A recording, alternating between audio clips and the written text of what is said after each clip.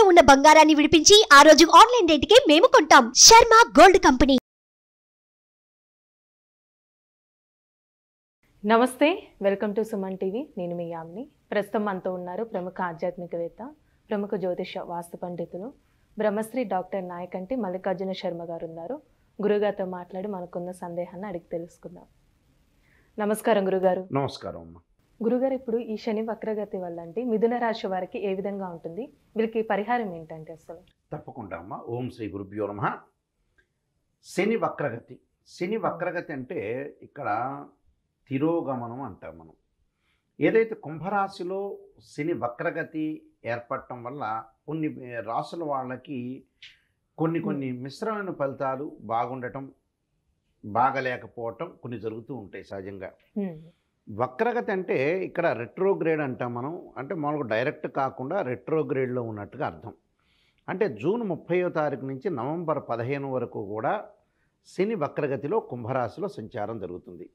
ఈ కుంభరాశిలో సంచారం జరుగుతున్నప్పుడు సహజంగా ఏమిటనంటే 5 గ్రహాలకి మాత్రమే, పంచగ్రహాలకు మాత్రమే వక్రస్థితి అనేది ఏర్పడుతుంటుంది.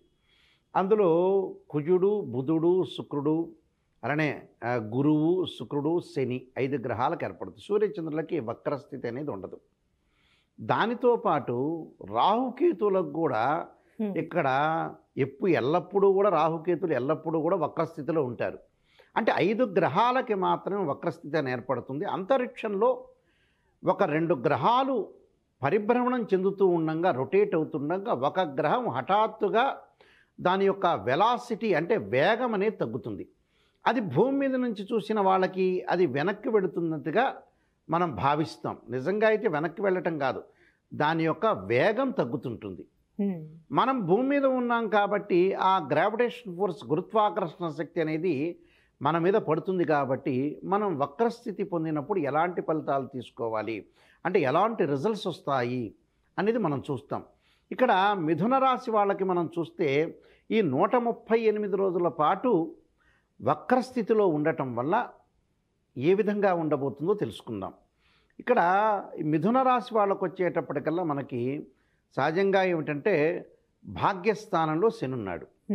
అంటే అష్టమ స్థితి యొక్క ఫలితాలు ఏర్పడే అవకాశాలు ఒకటి ఉంటాయి. అంటే వెనక్కి రావటం అంటే ఏంటంటే వెనక్కి వచ్చే ఫలితాలు కొన్ని ఏర్పడుతూ ఉంటాయి. సహజంగా గోచారరీత్యా ఏమిటంటే 3, 6, 11 స్థానాల్లో సుఫలితాన్ని ఇస్తాడు. వక్రగతి వచ్చేటప్పటికల్లా కొన్ని విభిన్నమైన ఫలితాలు ఏర్పడుతూ ఉంటాయి సహజంగా. అంటే 3, 6, 11 స్థానాలు సుఫలితాలను ఇస్తాడు, అది డైరెక్ట్గా ఉంటాయి. వక్రస్థితిలో ఉన్నప్పుడు కొన్ని మార్పులు జరుగుతూ ఉంటాయి. అంటే వెనక రాశిని తీసుకునేటట్టుగా దాని యొక్క భావంలో ఉండే ఫలితాలు వస్తూ ఉంటాయి. ఇక్కడ ఏదైతే మనకి వీరికి వచ్చేటప్పటికల్లా 9వ స్థానంలో శని ఉన్నాడో 8వ స్థానం యొక్క ఫలితాలు వచ్చే అవకాశాలు కొన్ని ఉంటాయి. దానిలో ఆర్థిక ప్రయోజనాలు కలిగే అవకాశాలు వీళ్ళకు ఉండటం, అలానే పెండ్లి పనులు అంటే వివాహానికి సంబంధించిన పనులు పూర్తి అయ్యే అవకాశాలు, అంటే శుభ కార్యక్రమాలు, విందులు, వినోదాల్లో పాల్గొనే అవకాశాలు ఉండటం ఒకటి, పెళ్లి సంబంధాలు కుదిరే అవకాశాలు, ప్రయాణాలు చేయటం, తీర్థయాత్రలు, విందులు, వినోదాల్లోకి వెళ్ళే అవకాశాలు మెండుగా ఉంటాయి. అలానే వ్యాపారం పెంచుకునే ప్రణాళికలు వేస్తుంటారు. అంటే ఒక ఎస్టిమేషన్ వేస్తారు. అంటే నేను ఒక బిజినెస్ చేయాలి, ఆ బిజినెస్ మీద నేను ఒక ఎస్టిమేషన్ వేసుకోవాలి, నేను ఒక బిజినెస్ డెవలప్ చేసుకోవాలి, జీవితంలో లైఫ్లో నేను ముందుకు వెళ్ళాలి అంటే ప్రణాళికలు నెరవేరే అవకాశాలు ఉంటాయి. ప్లానింగ్ అంటే ఒక ప్లానింగ్ చేసుకొని ముందుకు వెళ్తుంటారు. ఆ ప్లానింగ్లో కూడా సోదరుల యొక్క మద్దతు, అంటే బ్రదర్స్ అండ్ సిస్టర్స్ ఎవరైతే ఉంటారో వాళ్ళ యొక్క సపోర్ట్ వచ్చే అవకాశాలు ఉంటాయి. అలానే కుటుంబంలో శుభ కార్యక్రమాలు, అంటే ఫ్యామిలీ పరంగా ఉండేది ఏదైతే ఉంటుందో దగ్గర రిలేషన్ ఉంటుంది.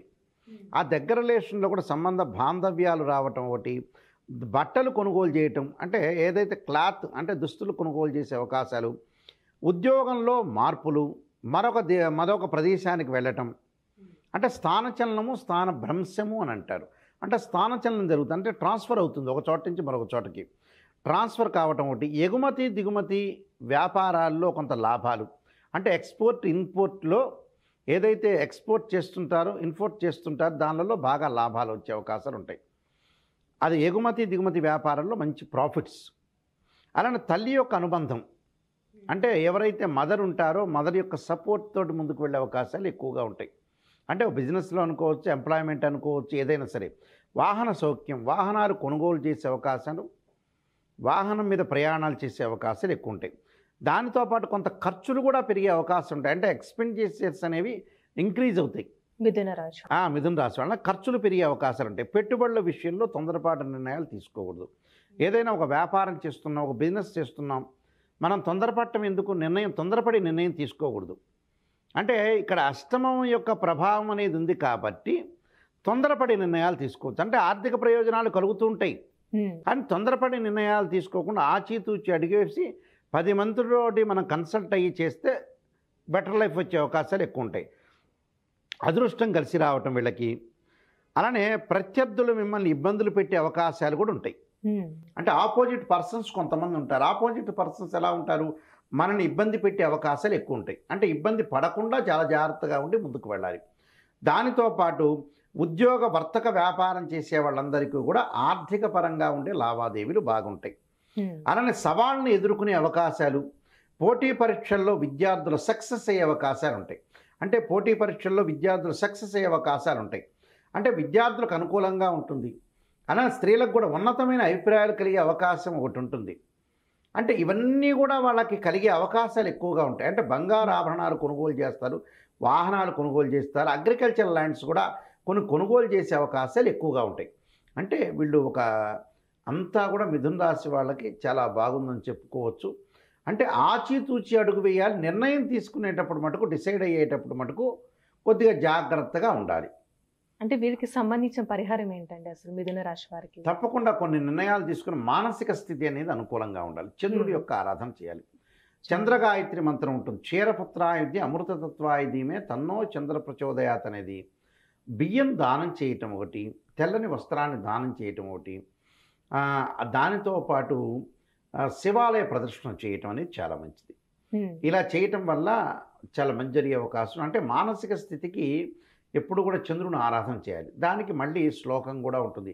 దధీశంక తుషారాభం క్షీరోధార్ణవ సంభవం నమామి శశనం సోమం శంభురు ముకుట భూషణం అనే మంత్రాన్ని చక్కగా చదువుకుంటే మంచి జరిగే అవకాశం ఖచ్చితంగా ఉంటుందమ్మా. మంచి పరిహారం తెలియజేశారండి, ధన్యవాదాలు. నమస్కారం అండి.